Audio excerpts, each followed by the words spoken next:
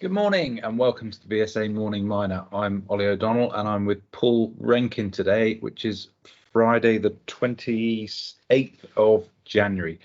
Paul, how are you doing? All right, thank you. And it is Friday. It's been a busy week. It has, although mining news has dropped off a bit. There's not quite so much around today. Where do you want to start? Well, lots of companies, particularly the ASX ones, getting their quarterly filings in here quickly before, as it's required by the end of this month for regulatory reasons. But starting off here, London news-wise, dual-listed Pure Gold did a $25 million placement priced at 53 cents Canadian. It was a coalition of brokers, both UK and Canadian, on a bought deal basis. Key shareholder in Pure Gold, Anglo Gold Ashanti, took up 16 million of that particular raise, and there is an over allotment offer as well of another 5 million Canadian for placement by the brokers. So nice little funding grab there by Pure Gold. Yeah, it's probably a little bit disappointing given the frequency of the placings, as they've been struggling to get underway even with the management changes, and that's probably not helped by the gold price dropping off after the FOMC meeting earlier this week. That's right. And they've had to do it at a pretty low price too on a medium term basis here. The share price has underperformed for quite some time. Okay, looks like there's some exploration update from Phoenix Copper. Yes, Phoenix Copper, the AIM-quoted copper explorer in the state of Idaho in the USA. They released results from a ground-based field magnetic survey on their Navarre Creek project in Custer County, Idaho. Navarre Creek being a different project from their Empire Mine project, which is more advanced resource stage project there. Navarre Creek geophysics has shown two distinct intrusive bodies that are lying partially concealed under glacial till. And they are marked by epithermal mineralization near surface with jasperoid outcrops. These kind of distal jasperoidal mineralization also has the kind of geochemical signature would suggest there might be epithermal gold mineralization in proximity to these intrusions as well. So they've got a couple of different deposit style targets that ultimately be drill testing here in coming months, I think.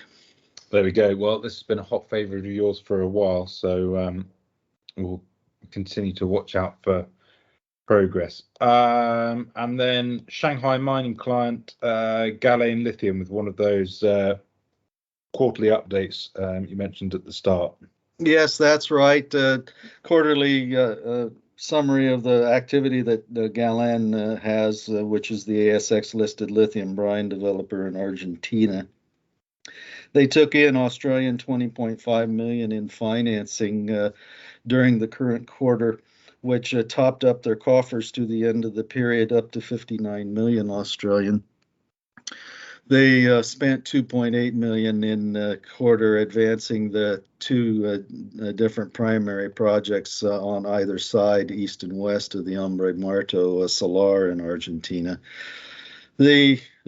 And they're advancing these toward pilot scale lithium production here, with 59 million now being adequate, I think, in order to get that pilot plant constructed for sure.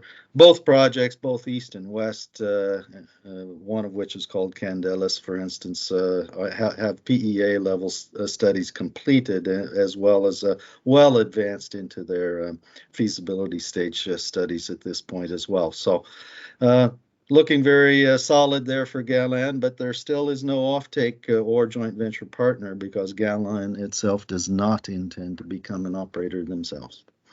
Well, it's one of the last independent if you like, lithium producers at this stage of development, which I think in that context makes that quite a valuable trait. Yes, I would agree with that. It's not been immune to the disconnect we're seeing between lithium equities and lithium prices, which keep continuing to strengthening, while lithium equities have pulled back in line with sort of tech stocks and other transitional energy plays. But we saw a similar consolidation last year, whilst lithium prices remained supported. And then that followed with a strong rally with lithium equities catching up with the price. So I would think we would see that again this year, particularly as there's no major projects coming on until at least the second half. And given the global supply chain issues, I would be very impressed if any projects can execute on time. Yes, we're getting real pressure against all the different components logistically, both in services and equipment-wise, in the mining sector now across markets and geographies. So timing is going to be one of the things that may well slip. I would agree with you on that. Okay, I think that's probably enough for this morning. So we'll call it a day and we'll be back next week. Thanks, Paul. Very good. See you then.